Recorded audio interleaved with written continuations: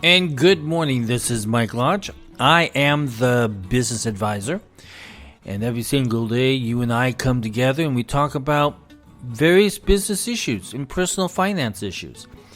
And so that's what we're doing today, and we'll do it again tomorrow. And the next day after that, something to look forward to. Changing up my music because I didn't like the music that I had before as an intro, so we're just changing it up. I tell you, I've been looking at business reports, and I get so frustrated because I can tell which ones are politically driven, and they're not really true business reports. They're just trying to butter us up. And then there are others that literally get in there and tell the story. Now, yesterday and several days now, I have been talking about business and the amount of bankruptcies that are starting. And it's growing every single month from last year to this year. We're seeing more bankruptcies.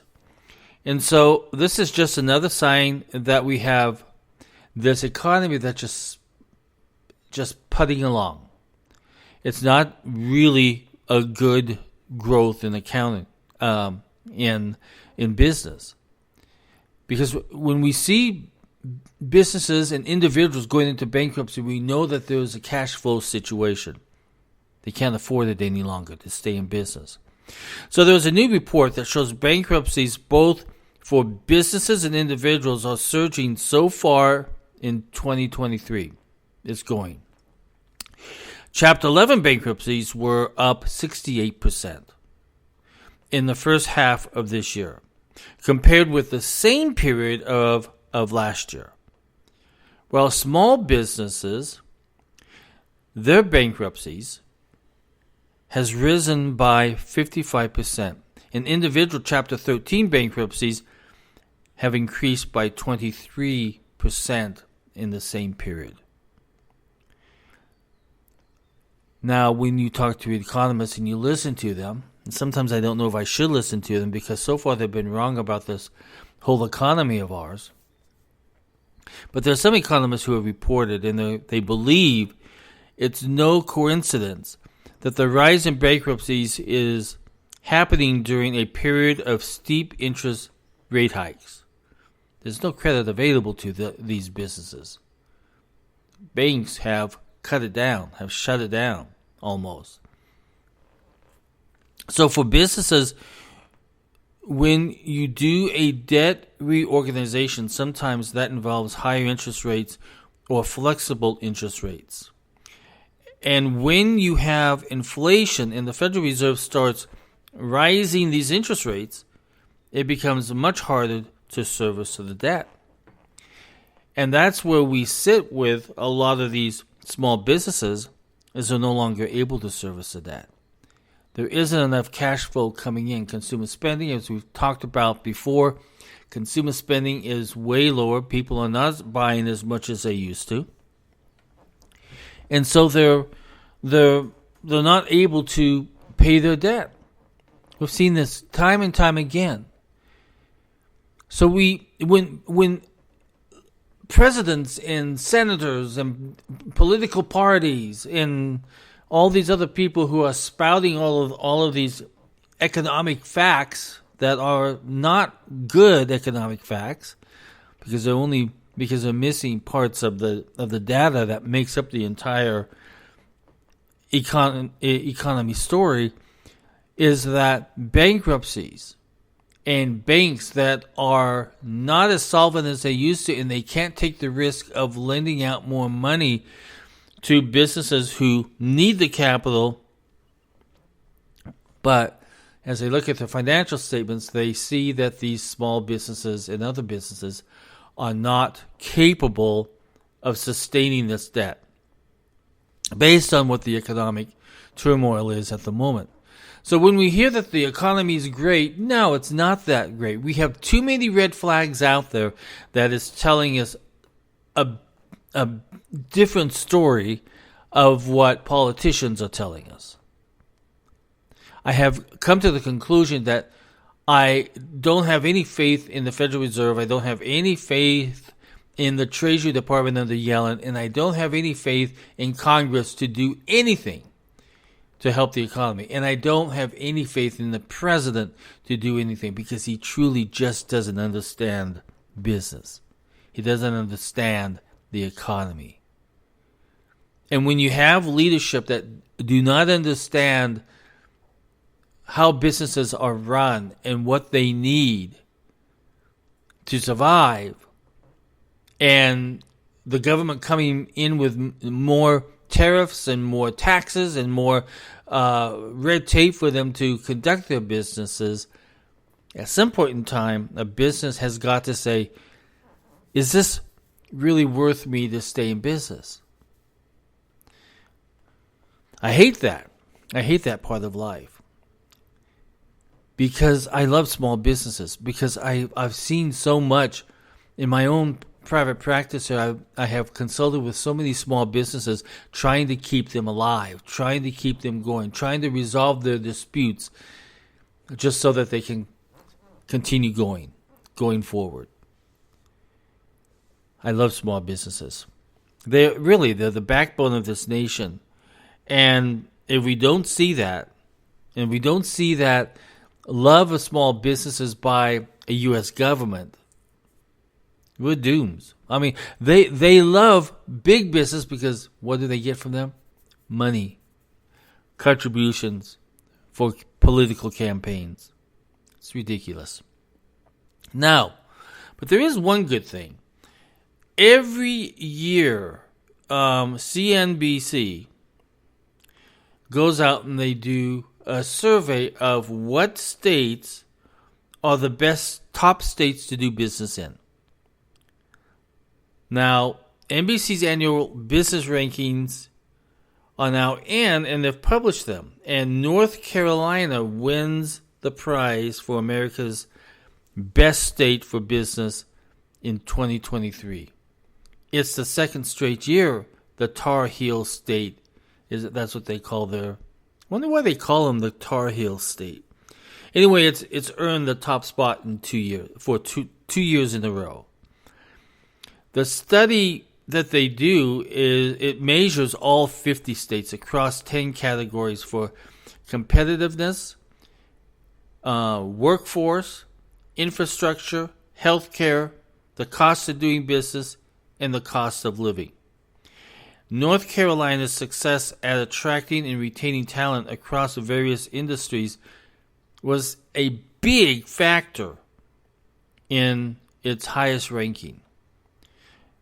Companies in desperate need of skilled workers are going where their people are, and people are going to North Carolina. And I can say that. I'm only about 50 miles from the North Carolina border. I'm so funny because I'm right in the middle. I am literally about 50 miles to North Carolina, and I'm just about 75 or 100 miles to Georgia. So I'm like right in the middle of these two states. But when you look at these states, and I can guarantee you that North Carolina is a good place to do business. It's a nice state. Just like South Carolina. We're a good state here. But here in South Carolina, we've had a good governor who has attracted in, and it started with Nikki Haley several years ago, but even to this day, where businesses are moving in. We've had Boeing move into this state. We've had BMW. If you drive a BMW, probably it was built right here in this state. And then when you have all these bigger companies move in, you have the smaller companies that move in too. The people who are providing nuts and bolts and software technology and everything else, they all move into these categories where businesses have moved into. Now, see, I don't think that the state of California understands that role of business. That when a company moves into their state, it also brings other businesses opening up offices in that state too. Because there's all of these companies that support these larger companies. I know that I was riding on the plane the other day, and there was a guy sitting next to me who was part of the automotive industry, and they provided parts to BMW, but they came from Canada. So there was a Canadian company that had opened up shop to be in support BMW. So you have to realize that when a company moves in, it also brings in other companies. California doesn't realize that. What they do is they chase companies out, and they chase them to come to states that they are wanted. North Carolina wants that business there. They want to be able to provide jobs for their people. South Carolina, people have moved in here from all over the United States, especially from California. They've moved businesses in here. Florida has the same situation. However, what I'm really concerned about Florida is that they are becoming very Californian. And if you know, I think it was farmers who have stopped writing insurance policies in California. Well, now they're doing the same thing in Florida because they feel as though that it's a high risk. Let me see if I can find that one program that I got that information from. Of course, when I'm trying to find it on my cell phone, that's when I can't find it. I just can't find it. And I didn't save it. Well, anyway, Farmers Insurance has said that they are no longer going to fund insurance policies. Now, in Florida, that is about 100,000 people that they are going to no longer provide insurance for. So, when you see a state as a risk, California is a risk because it does not have a stable financial base. It doesn't have a stable business base. And it's just high risk because of all of the losses that businesses have lost from people stealing stuff out of their stores. So then they're no longer going to provide insurance. And now we have the same thing happening in Florida. But that's because of weather issues for hurricanes and tornadoes that come through that state. So when they see a state as a risk, they stop. They stop doing business there. So I love Florida, but it needs to change just a little bit and start controlling some of that risk that's in that state. So people are moving to the number one state for doing business right now is North Carolina. And congratulations to North Carolina. Listen, that's it for today. Tomorrow I want to talk just a little bit more about bankruptcies, but also about doing business in the state of mind of looming bankruptcy. How can you turn things around? How can you look at things? Listen, that's it for today. Hey, it's a beautiful day. If you were to look out my window at the moment, there are dogs playing in the woods out there. I can see them, and I can see squirrels running around, and I see flowers in bloom. It's a perfect day. Listen, if you would like to talk with me further in confidence, you can go and schedule a meeting with me at www.lodge.co.com. You can schedule it online.